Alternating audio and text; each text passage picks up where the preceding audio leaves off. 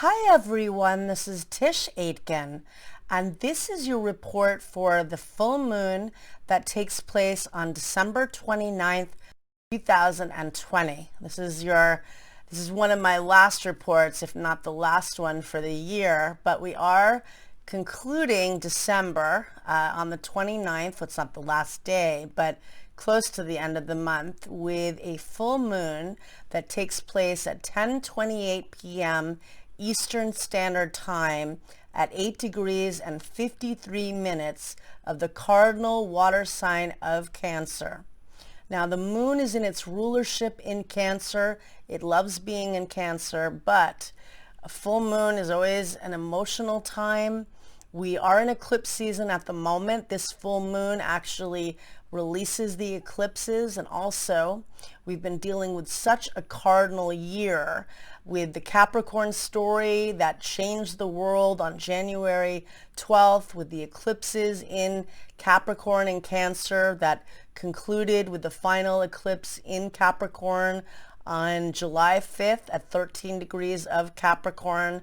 We've really been having this cardinal energy so centered on achieving within restrictions, and that was the year of Capricorn, and much loss and restructuring and the loss of certain structures in our lives and loss of many people that we love. It's been a very, very tough year, and having this full moon conclude the month, the last full moon of the year in the sign of Cancer, which rules home and family and security, and so many are currently struggling with those issues. And the following day, on the 30th of December, Venus, which is transiting in the sign of Sagittarius, which is fun and playful, is making a challenging square to Neptune in Pisces, and that is a very emotional energy. Neptune dissolves things. Neptune is very emotional. It's very sensitive energy, and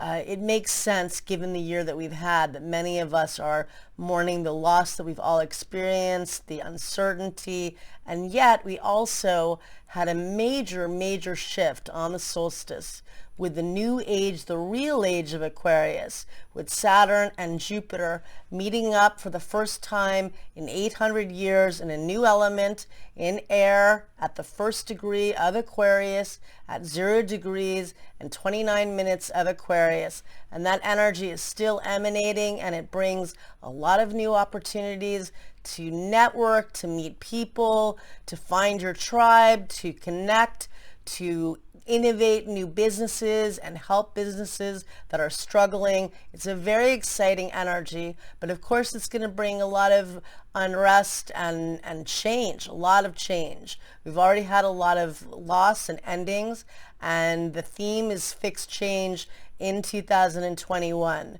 and innovation and ingenuity and connection.